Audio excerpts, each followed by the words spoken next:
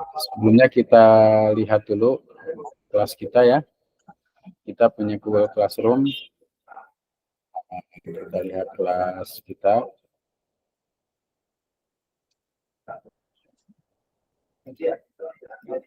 Layar saya bisa terlihat tidak nih?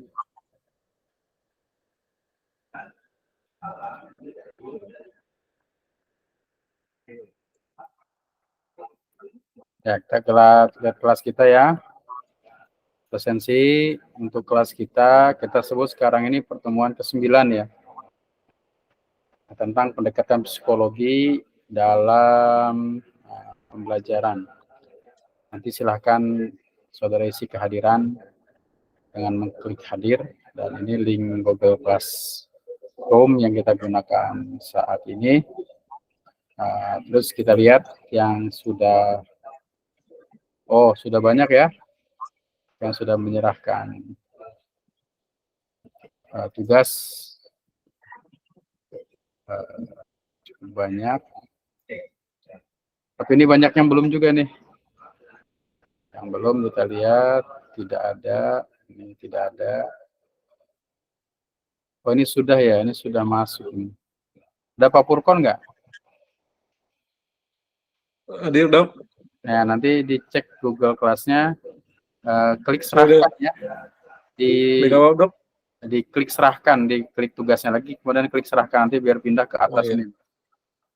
Baik, Dok. Ya, betul. Hari ini saya presentasi, Dok. Presentasi, oke ya. Sambil tunggu teman yang lain ya, kita cek dulu ya. Baik, Dok. Nanti klik serahkan. Kemudian ini kosong.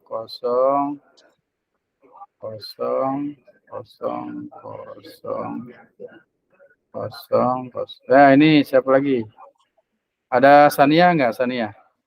Hadir, Pak. Ya, nanti klik di Google Class-nya, lihat UTS-nya, ya. Kemudian klik serahkan, biar nanti pindah ke atas ini. Baik, ya. Pak. Sania, kemudian ada Sulam Taufik. Oke ya, dimulai saja Pak Purkon untuk presentasi. Ya, saya izinkan dulu teman-teman kita untuk masuk. Tentang apa temanya, Purkon?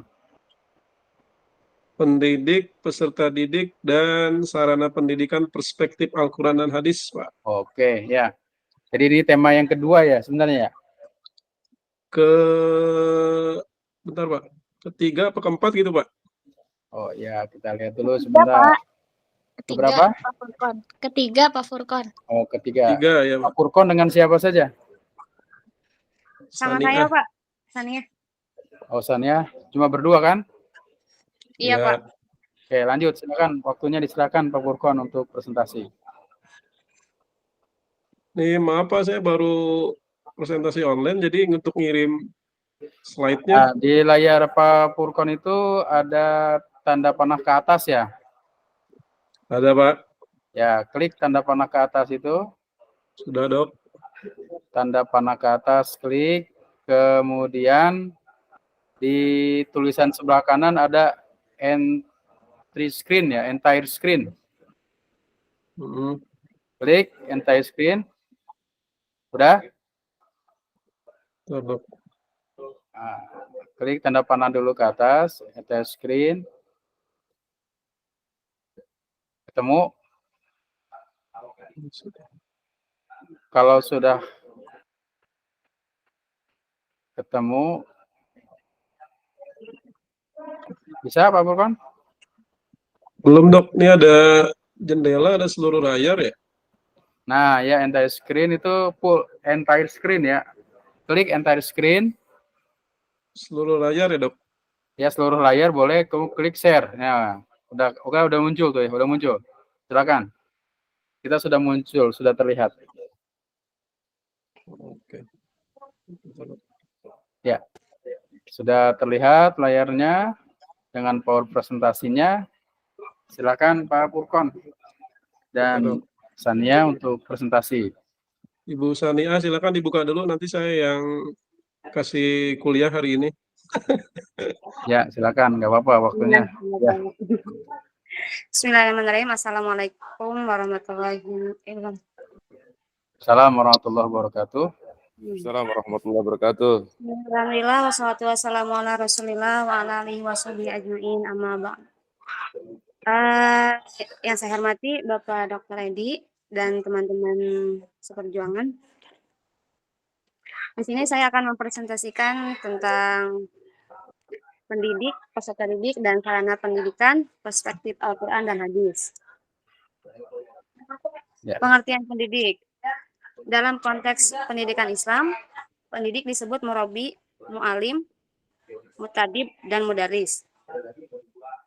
Yang pertama murabi, yaitu guru. Tetapi lebih spesifik orang yang mendidik manusia sedemikian rupa dengan ilmu dan akhlak, agar menjadi lebih berilmu, lebih berakhlak, dan lebih berdaya. Yang kedua ada mu'alim. Mu'alim itu guru yang memiliki pengetahuan mendalam tentang berbagai hal yang diajarkan kepada murid, sebagaimana Allah kepada Adam. Yang ketiga, mu'adib. Mu'adib adalah orang yang mengajarkan adab, etika, dan moral sehingga murid-muridnya menjadi lebih beradab atau mulia. Kemudian pengertian peserta didik. Beberapa pengertian peserta didik dari sudut pandang pendidikan Islam yaitu muta'alim adalah orang yang sedang diajar atau orang yang sedang belajar.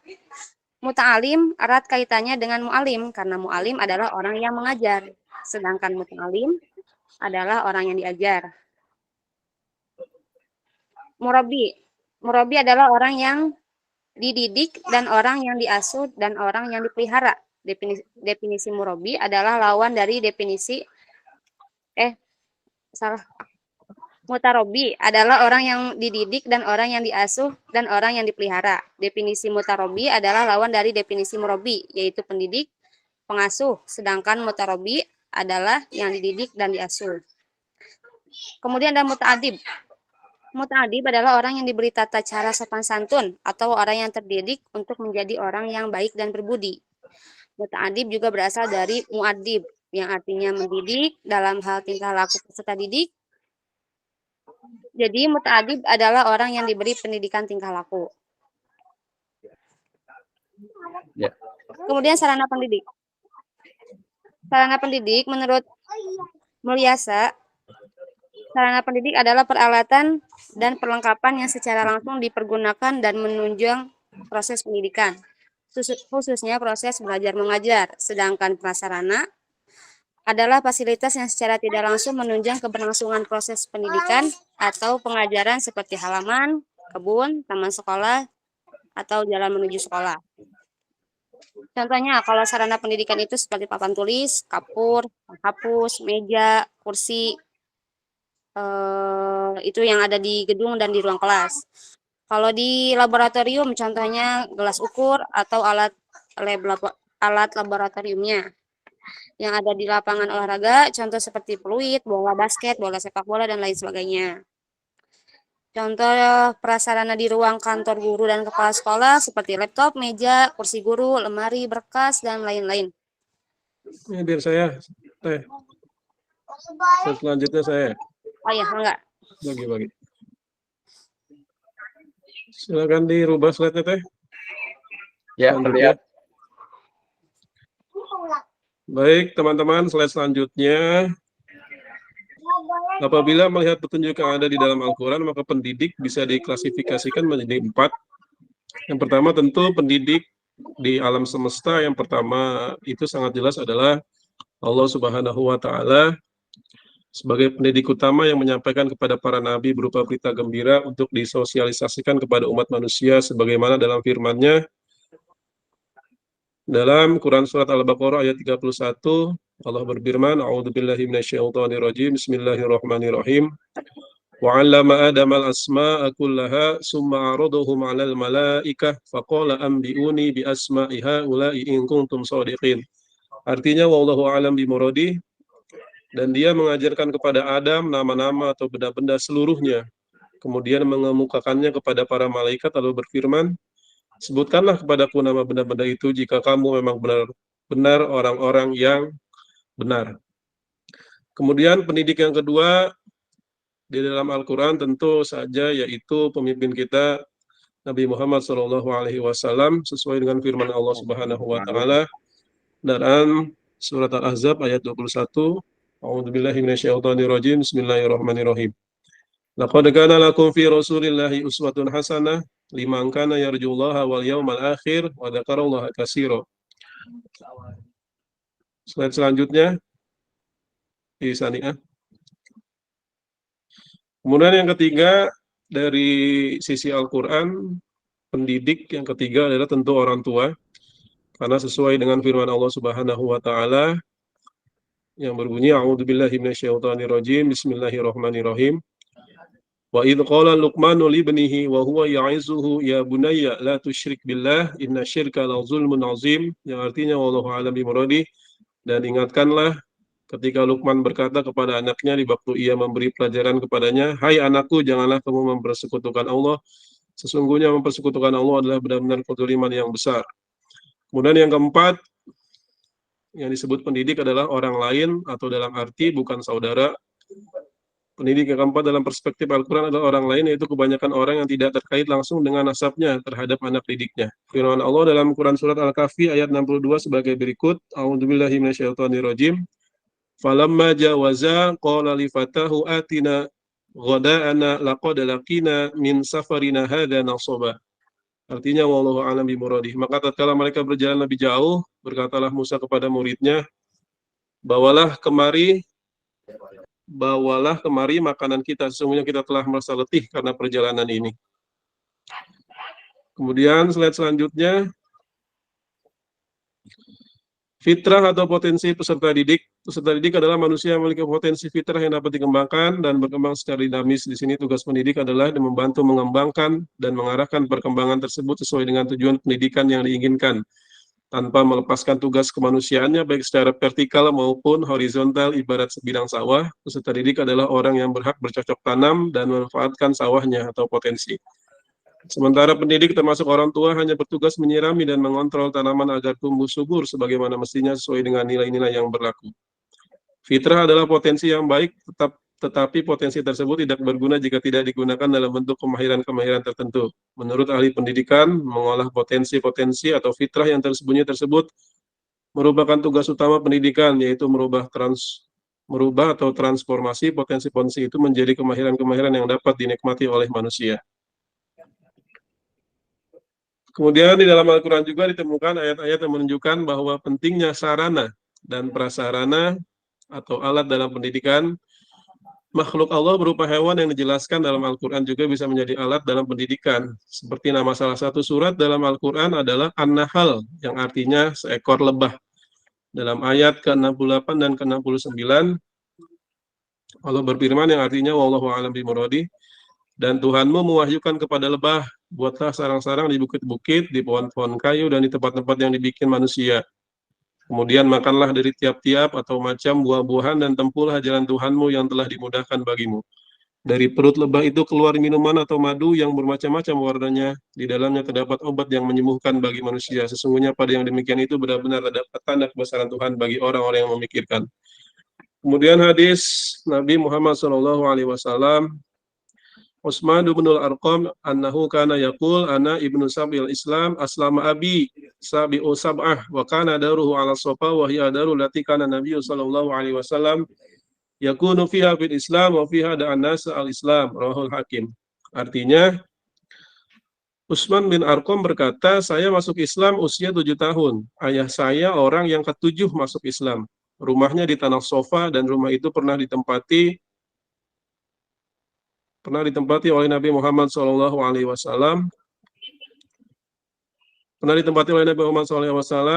Untuk berdakwah, mengajak manusia untuk masuk Islam. Hadis riwayat Al-Hakim. Kemudian sarana yang ada pada masa Nabi Muhammad SAW, yang pertama rumah, kemudian yang kedua adalah masjid. Masjid di masa Nabi Muhammad SAW berfungsi sebagai lembaga pendidikan Islam, kemudian fungsi edukatif, tempat sosial politik, sebagai tempat ibadah, kemudian masjid berfungsi untuk pengabdian kepada masyarakat. Kemudian kesimpulan yang terakhir, pada intinya dari pendidik, peserta didik, dan sarana pendidikan, secara umum pendidik adalah orang yang memiliki tanggung jawab untuk mendidik, sementara secara khusus pendidik dalam perspektif pendidikan Islam adalah orang yang bertanggung jawab terhadap perkembangan peserta didik dengan mengupayakan perkembangan seluruh potensi peserta didik baik potensi afektif, kognitif maupun psikomotorik sesuai dengan nilai-nilai ajaran agama Islam. Peserta didik sendiri dalam pendidikan Islam adalah individu yang sedang tumbuh dan berkembang, baik secara fisik, psikologis, sosial, dan religius dalam mengarungi kehidupan dunia dan di akhirat kelak. Makhluk Allah berupa hewan yang dijelaskan dalam Al-Quran juga bisa menjadi alat dalam pendidikan. Seperti nama salah satu surat dalam Al-Quran adalah An-Nahl, yang artinya seekor lebah. Pada zaman Nabi Muhammad SAW, tempat atau sarana pendidikan yang paling utama dilaksanakan adalah di rumah dan di masjid, terutama setelah Rasulullah SAW hijrah ke kota Madinah. Mungkin itu saja Pak Dokter dan teman-teman. Untuk selanjutnya bisa didiskusikan atau bisa ditambahkan oleh teman-teman yang lain. Dan untuk lebih jelasnya nanti bisa disampaikan oleh Bapak Dr. Edi. Terima kasih, Dr. teman-teman. Ya, terima kasih atas presentasinya. Di mana presentasi ini membahas tentang materi tentang metode metode tentang peserta didik ya. Iya, Peserta didik dan sarana pendidikan dalam perspektif Islam. Tadi sudah disampaikan begitu panjang ya terkait dengan peserta didik dalam perspektif Islam, di mana disebutkan dalam pendidik pertama Allah ya, wa 'allama Adam al-asma dan seterusnya. Yang kedua adalah Rasulullah. Yang ketiga adalah orang tua dan yang keempat adalah orang lain. Jadi yang wajib mendidik anak kita pada dasarnya adalah orang tua. Nah, karena orang tua penuh keterbatasan, maka kemudian menitipkan ke orang lain. Karena itu menitipkan dari sebuah lembaga pendidikan, sekolah, madrasah, dan lainnya, dalam pemahaman kita memang harus menggunakan akad ya, di mana orang tua atau guru menggantikan fungsi orang tua untuk proses pembelajaran di sekolah. Nah, oke, mungkin dari materi yang sudah disampaikan ini, ada rekan-rekan yang ingin bertanya, silakan kita diskusi tentang materi ini. Silakan. Jika ada yang ditanyakan. Kita sudah ada 15 yang bergabung ya. Jangan lupa nanti untuk mengisi di Google Classroom ya kehadirannya. Dengan mengklik hadir ya. Silakan kalau ada yang ditanyakan. Dari Pak Ahmad Kosasi, silakan Pak Ahmad Kosasi, mungkin ada yang ditanyakan terkait dengan pendidik, peserta didik, perspektif Islam. Ya, baik Pak. Terima kasih Pak Dokter. Insya Allah mungkin mau bertanya nih ke Pak Furqon sebagai pemateri ya Pak. Ya, Pak Furqon pemateri. Betul ya, betul ya. Ya. Ya, dari mana Be? Saya baru datang nih Pak, mohon maaf. Iya. Baru bangun tidur kayaknya. Enggak. Ini Pak Furqon, mohon maaf nih, sedikit mungkin kita diskusi aja Pak Furqon ya. Siap. Kebetulan kita ini mungkin rata-rata sebagai pendidik Pak Furqon ya, rata-rata pendidik di sekolah ataupun di madrasah. Nah, seringkali kita menghadapi anak yang suka berbeda dengan kita harapkan gitu Pak Furqon. Padahal kita sudah berusaha mendidiknya, mengarahkan, membimbing. Namun ada saja anak-anak yang suka berbeda dari harapan kita. Nah, kalau kita selidiki ternyata masalahnya adalah di faktor orang tua dan faktor lingkungan Pak Furqon nih. Nah, bagaimana mensikapi hal tersebut tak kala memang kendalanya ini yaitu adanya terjadi di keluarga ataupun di lingkungan. Di keluarga contohnya mungkin dia kurang perhatian, dan di lingkungan mungkin seperti yang kita ketahui bahwa lingkungan sekarang seperti inilah keadaannya. Nah, kita bagaimana sikap kita terhadap masalah tersebut Pak Furqon? Mangga Pak Furqon, makasih banyak. Assalamualaikum warahmatullahi wabarakatuh. Assalamualaikum warahmatullahi wabarakatuh. Ya, satu dulu Pak Furqon, silakan ditanggapi Pak Furqon. Sudah tahu intinya kan pertanyaannya. Baik, Pak Dokter dan Pak Kosasi sebagai penanya, untuk masalah seperti itu saya rasa ketika kita sudah bersusah payah mendidik peserta didik kita baik di sekolah ataupun pesantren, ketika tidak ada perubahan sama sekali, karena pada intinya akar masalahnya adalah di keluarganya. Untuk strategi yang pertama, saya rasa sebagai stakeholder misalnya di lembaga pendidikan, tentu kita harus ada yang namanya, masih disebutnya, kita pantau ke rumahnya, Pak Kosasi. Halo Pak Kosasi, masih ada? Ya, siap.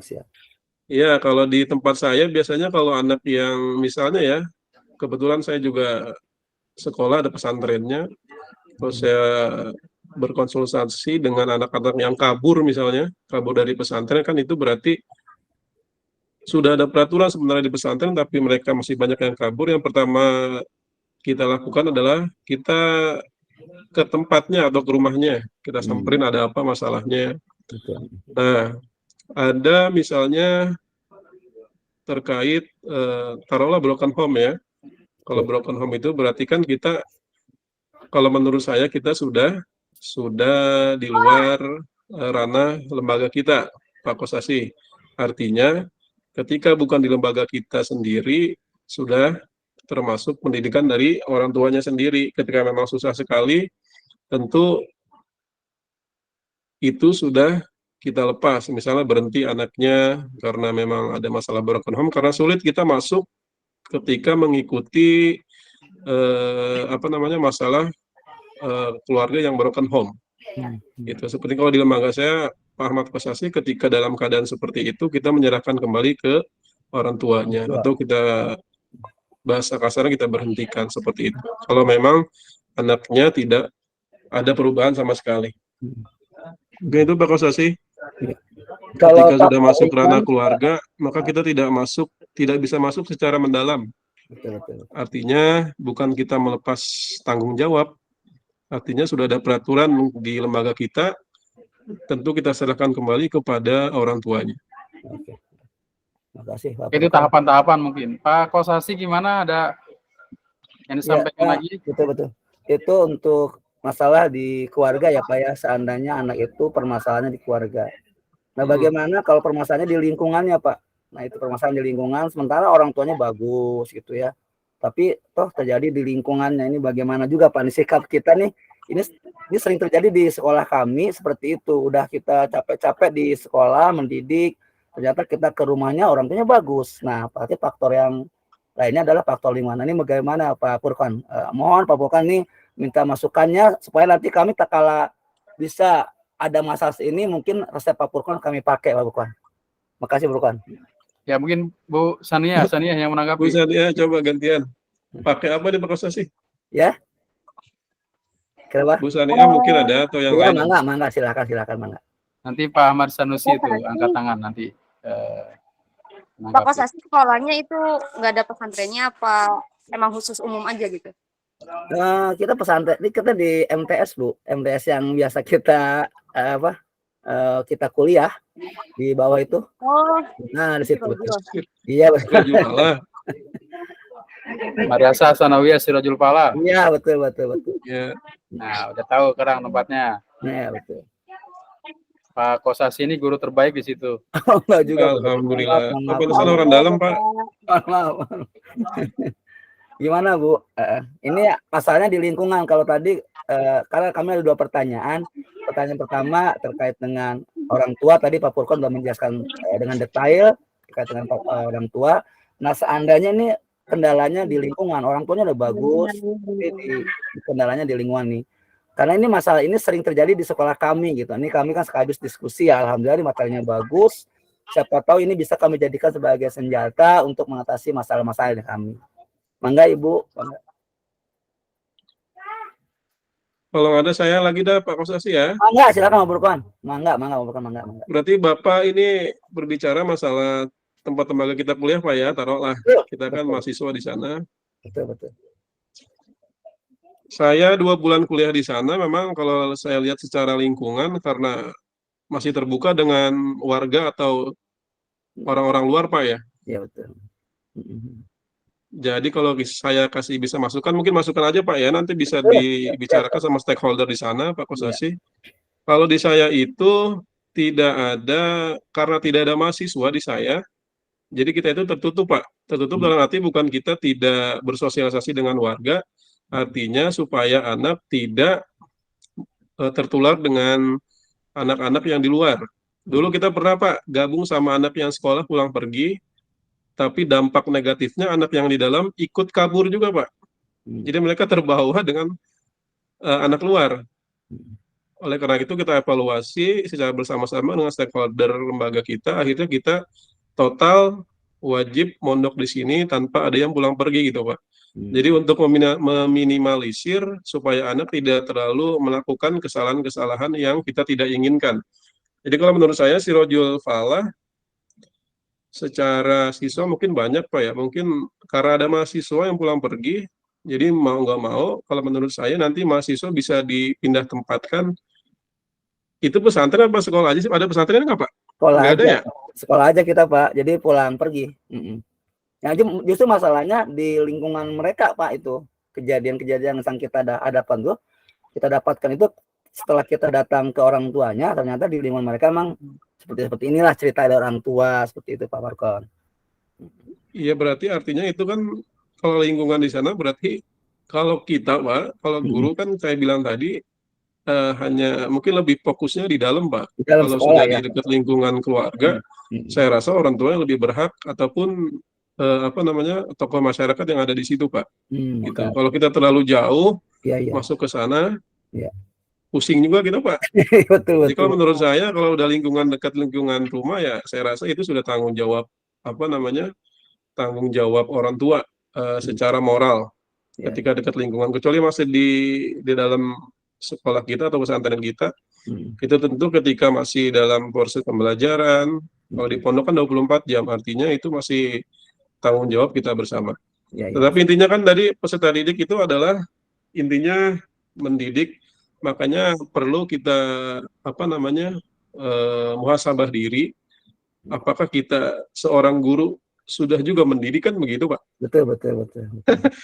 Kita sudah mendidik apa belum? Apakah karena cuma ngajar aja kita? Apakah kita kan tadi pendidik ada 3 Pak ya, termnya Pak. Ada murabi, ada muallim, terus kemudian ada muadib. Kita lebih cocok masuk yang mana Pak? Kita pendidik atau hanya guru saja? Kita masuk, kita kasih materi, kemudian kalau mereka nggak hafal kita marah-marah, kita setrap. Kan gitu Pak, kita juga harus muhasabah diri, apa kita cuma guru doang, bukan pendidikan gitu. Jadi bahasa-bahasa pendidikan lebih ke moral anak, juga kepada jiwanya Pak. Iya, siap Pak Farkon. Jadi itu dikembalikan kepada orang tua ataupun lingkungan yang sekitar. Kalau lingkungan sekitar saya rasa orang tua Pak. Lebih berperan orang tua. Mungkin ada teman yang lain bisa menambahkan, Pak Damra Manuhoe. Pak Damra tadi ada Pak Siap, Sanusi ya, yang mau menambahkan. Silakan Pak Ahmad. Damra mungkin? Ahmad Safari. Ahmad dulu yang angkat tangan tadi Pak. Saya mau bertanya Pak, mau menambahkan. Oh silakan. Sudah dibuka sesi kedua untuk bertanya Pak? Mangga Pak. Mau nanya lagi silakan Pak. Assalamualaikum warahmatullahi wabarakatuh. Waalaikumsalam warahmatullahi Assalamualaikum warahmatullahi wabarakatuh. Untuk saya buat Pak Kiai Furqon tentang pembahasan materi kita pada sore hari ini. Sebelumnya saya mohon maaf, Pak Dokter agak telat tadi ya. Telat gabung, sinyalnya agak kurang baik di sini. Maklum di kampung Pak. Jadi pembahasan yang tadi saya dengar ada tentang muadib, murabi gitu kan. Intinya pendidik, peserta didik dan sarana pendidikan. Pertanyaan saya simpel aja Pak Kiai itu kan Pak Furqon. Kapan seorang mudaris atau seorang pendidik itu dikatakan berhasil? Itu aja. Terima kasih. Syukran. Assalamualaikum. Assalamualaikum warahmatullahi. Mungkin Pak Ahmad Safari, silakan langsung kalau ada pertanyaan. Bismillahirrahmanirrahim. Assalamualaikum warahmatullahi wabarakatuh. Assalamualaikum warahmatullahi wabarakatuh. Sedikit menambahkan saja dari Pak Yai ya, Pak Kiai Furqon. Assalamualaikum Pak Kiai. Salam. Jadi saya sedikit menambahkan saja dari apa yang telah disampaikan sama Pak Kiai tadi atas pertanyaannya Pak Ahmad Kosasi ya. pengalaman saya dulu ketika mengajar itu, ketika mendapatkan kasus seperti itu, sekolah kita udah bagus, lembaga kita udah bagus, tapi anaknya seperti itu misalkan, maka perlu adanya konseling dengan anaknya langsung, konseling dengan orang tuanya langsung, karena mutarobi kita sebagai murabi dan mutarobi kita, anak didik kita yang bermasalah itu, kita harus ada konseling langsung gitu kan. Ya. Tahapan pertama mungkin konseling sehingga menemukan satu masalah sebenarnya itu apa sehingga anak itu begitu. Setelah seperti itu kita kasih tahapan-tahapan atau apa yang bisa merubahnya. Misalkan dalam seminggu harus melakukan A sampai C nih, A, B, C gitu kan. Kalau ada perubahan tambah lagi D, E, F, G misalkan seperti itu. Sehingga tujuan kita untuk merubah anak itu bisa tercapai dengan maksimal. Kedua, yang saya pelajari dulu di sekolah ada namanya pelajaran turukut tadris ya. Turukut tadris bahwa yang mempengaruhi anak itu 80-20, Pak. Jadi lingkungan sekolah ini, lingkungan atau sekolah ini hanya mempengaruhi 20%, Pak. Sekolah ini, lembaga ini hanya memberikan 20% dari pendidikan itu. Selainnya 80% itu dari gen dan lingkungan, Pak. Jadi langkah pertama konseling itu sangat dibutuhkan gitu. Lembaga kita udah bagus kok, anak kita ini seperti ini gitu. Hanya sedikit menambahkan aja dari sang murabi ya, Pak Kiai. Ya, siap. Makasih banyak. Murabi Ruhina. Begitu aja Ya, Pak jadi- Dokter. Ya, oke, bagus nih, menarik nih dari Pak Ahmad Sanusi, dari Pak Ahmad Safari, mungkin langsung ditanggapi oleh Saya masalah nih. menanggapi Pak Ahmad Sanusi ya Pak. Ya, silakan. Iyalah, jawaban Pak saya. Ahmad Sanusi, kalau berbicara berhasil, saya tanya balik, berhasil dalam segi nilai, dari akhlak, atau dari apa, dari level kognitif, afektif, atau psikomotorik Pak Ahmad Sanusi? Halo? Kayaknya nggak ada Pak Sanusinya deh. Jadi, apa namanya, pendidikan berhasil itu menurut saya terlalu jauh karena kita sebagai pendidik ataupun lembaga jauh dari kata kesempurnaan. Dari 3 level tadi, misalnya kognitif, afektif, psikomotorik, yang paling susah itu menurut saya membimbing anak ke jalan atau ke level afektif dan psikomotorik. Karena sejauh ini menurut saya lembaga-lembaga pendidikan lebih mengedepankan level kognitif. Untuk kalau saya sebut tadi tarbiyah akliyahnya aja, jadi sekedar mengetahui hafalan untuk seperti menganalisis atau mengamalkan sesuatu, seperti belajar Al-Quran, misalnya kita berhasil atau tidak. Kalau program tahfidz misalnya, kita berhasil, berarti kan kita harus mengejar hafalannya gitu kan. Kalau orang-orang tahfidz itu kan kayak gitu. Yang penting lu hafal kan gitu. Yang penting mereka hafal tanpa memahami tafsirannya misalnya. Kalau dari tahfidz misalnya.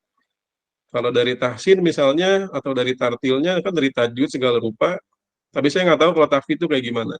Nah, yang paling susah itu adalah afektif dan psikomotorik. Bagaimana kita caranya tidak hanya membaca dan menghafal Al-Quran, tapi mentadaburi. Artinya kita berakhlak seperti Al-Quran, itu kan sangat jauh. Artinya keberhasilan pendidik itu menurut saya dilihat kalau dari segi level 3 tadi, itu kita lebih banyak di level kognitif. Karena afektif dan psikomotorik menurut saya sangat susah ya untuk diaplikasikan begitu. Jadi keberhasilan itu relatif menurut saya, tergantung bagaimana pendidikan lain atau orang-orang memandang keberhasilan tersebut. Mas Sanusi, gimana Pak? Ke kamar mandi atau sinyalnya kali ya? Baik Pak, Mungkin yang lain bisa silakan. menambahkan. Ya, jadi keberhasilan pendidik itu menurut saya relatif Pak, dari level kognitif ke afektif atau psikomotoriknya. Jadi lebih banyak kita berhasil dari level kognitif aja. Kita cuma ngasih hafalan, ini mereka cepat. Jadi ketika mendidiknya, menurut saya untuk ke level afektif dan psikomotorik itu sangat susah Pak. Mereka misalnya taat di depan kita taat, ketika di luar kan kita nggak tahu. Tadi seperti kembali lagi ke pertanyaan Pak Ahmad Kosasi, di sekolah sudah dikasih tahu bla bla bla bla, tapi ketika kelakuan mereka di luar, sudah di luar lembaga seperti apa, itulah yang sangat susah menurut saya. Jadi pendidikan kita masih jauh, sangat jauh untuk keberhasilan, Pak, menurut saya. Kalau hanya sekedar level kognitif yang didalami.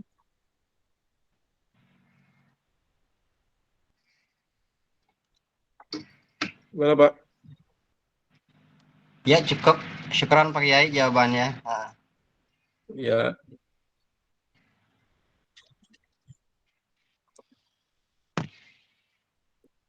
Ada yang lain?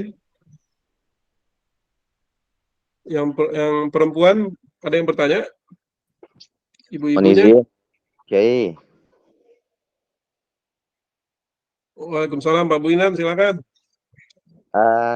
Saya mau tanya, mohon izin juga Pak Dr. Edi, terkait tadi membahas tentang anak yang bermasalah. Bahwasanya ada beberapa sekolah yang ketika anak bermasalah itu dikembalikan kepada orang tua, baik itu di sekolah ataupun di pesantren. Dan ada juga yang menyampaikan bahwa siswa itu atau kita selaku pendidik tidak boleh mengeluarkan atau jangan sampai hukuman itu sampai mengeluarkan atau mengembalikan kepada orang tua. Dan saya juga pernah dengar dari kiai di pesantren di daerah Jawa bahwa ketika ada santri yang salah, bermasalah, itu seharusnya jangan dikeluarkan. Tapi itulah yang harus kita didik benar-benar. Ketika yang salah harus kita luruskan, jangan sampai dikeluarkan atau dibuanglah istilahnya.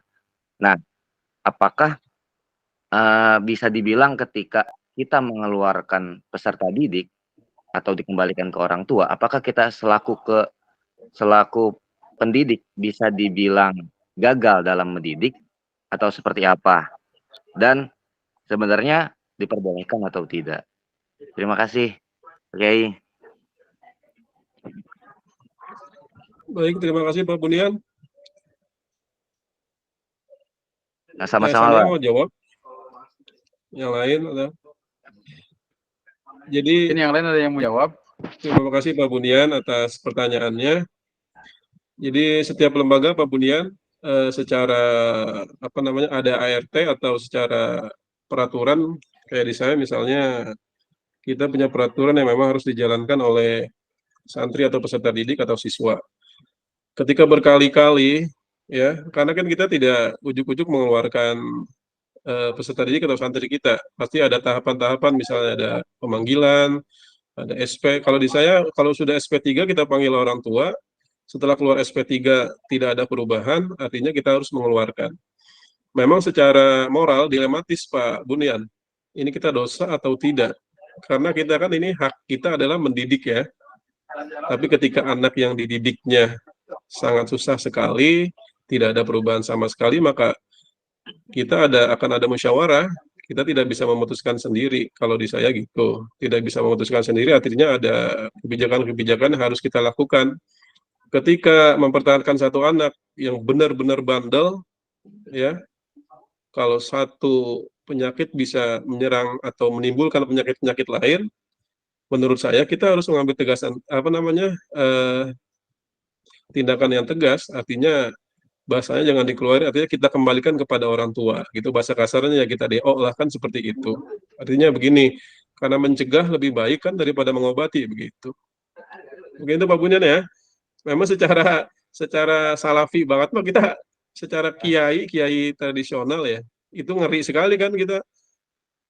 Kadang kita juga suka orang tuanya sampai nangis-nangis. Saya pengalaman Pak Bunian ketika ada yang kita berhentikan di pesantren, itu nangis-nangis. Pernah sumpah pengalaman pribadi ya, sampai berlutut-lutut di kaki saya, itu pengalaman saya pribadi. Tapi kita kan punya secara hati kita nangis juga. Ya Allah, kalau posisi anak kita seperti itu, kita berlutut-lutut tapi kita tetap kita keluarin, karena kita kan di lembaga itu punya stakeholder, artinya punya pimpinan dan juga yang lain-lain. Sesuai hasil keputusan, kalau kita keluarin ya kita harus tahan juga hati kita gitu. Karakter kita juga harus kita benar-benar harus benar-benar kuat. Di sisi lain kita sedih ya, kita keluarkan. apalagi melihat orang tuanya yang tidak mampu. Aduh, saya kalau itu benar-benar deh kalau udah mengeluarkan satu anak yang, tapi mau gimana lagi, sudah menjadi peraturan, kalau kita keluarin ya keluarin aja. Mungkin itu Pak Bunian ya. Jadi ada tahapan-tahapan yang harus kita jalankan di lembaga. Oke, memang menarik ya diskusi kita terkait dengan pendidik, peserta didik dalam perspektif Islam. Dan memang dalam perspektif Islam, ketika apa sih ukuran berhasil? Berhasil itu kan tergantung dari target yang ditentukan. Target kita apa? Ketika seseorang mencapai itu, maka itu dikatakan berhasil. Nah, mungkin dalam perspektif pendidikan Islam, nilai-nilai yang diajarkan itu lebih ditekankan pada nilai-nilai bukan hanya kognitif ya, tadi sudah disampaikan, tapi lebih pada afektif, sikap, dan psikomotorik. Nah, karena itu ketika kita mengajarkan anak, maka menurut saya ketika kita mengajarkan anak mau belajar saja itu sudah berhasil. Ketika anak tidak disuruh dia mau belajar, ketika anak di pesantren dibiasakan qiyamul lail misalkan, dia sholat malam di rumah, itu dipraktikkan dan itu dilakukan dengan kesadaran, itu berhasil. Karena itu pendidikan Islam itu adalah pendidikan yang menanamkan kesadaran. Saya pernah survei misalkan ke mahasiswa atau santri-santri yang ada di Gontor, di sana taat sekali mereka, taat sekali, bangun jam 3 itu udah ada aktivitas. Setelah pulang saya tanya sama orang tuanya, masih seperti di sana enggak? Ternyata sudah berbeda. Nah itu hal-hal seperti ini perlu menjadi masukan bagi kita. Kenapa itu mereka hanya melakukan di sebuah lembaga pendidikan, di sekolah tidak, berarti memang kesadarannya belum penuh. Nah kemudian juga pendidikan dalam Islam itu sebenarnya juga pendidikan yang melibatkan semua pihak. Nah pihak-pihak di dalam pendidikan itu melibatkan guru. Guru itu kan kalau dilihat dari presentasi tadi adalah kepanjangan tangan dari orang tua. Karena orang tua tidak bisa mendidik anaknya, maka anak itu dititipkan ke pesantren, dititipkan ke guru, dititipkan ke sekolah atau madrasah.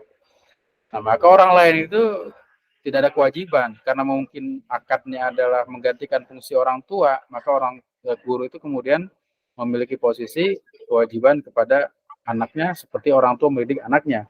Nah, karena itu maka dalam pendidikan Islam itu juga ada kriteria-kriteria yang harus dilakukan.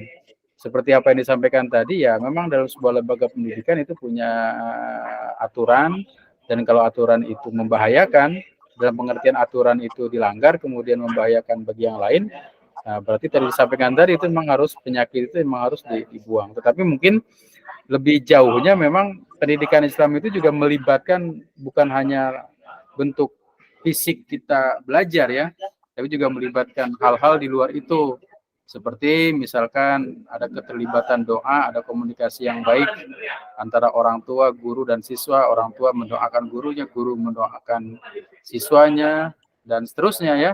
Kalau dibangun komunikasi itu secara baik, maka pendidikan itu akan mendapatkan hasil yang baik ya. Itu secara logikanya. Tetapi mungkin dalam pendidikan Islam itu adalah utamanya adalah pendidikan tauhid ya. Itu pendidikan tauhid itu kan pendidikan yang orientasinya adalah tidak hanya pada nilai itu sendiri, tetapi orientasinya pada hakikat ya, pada hakikat di mana seseorang itu merasa baik, merasa diawasi dan segala macamnya. Sehingga mungkin proses pembelajaran itu menjadi bagian yang tidak terpisah dari pendidikan itu sendiri. Dan itu memang pada saat ini pendidikan peserta didik dan lainnya itu sangat erat dengan konteks-konteks modern yang ada pada saat ini yang memang perlu dikembangkan secara terus-menerus. Itu saja mungkin ya pertemuan kita kali ini.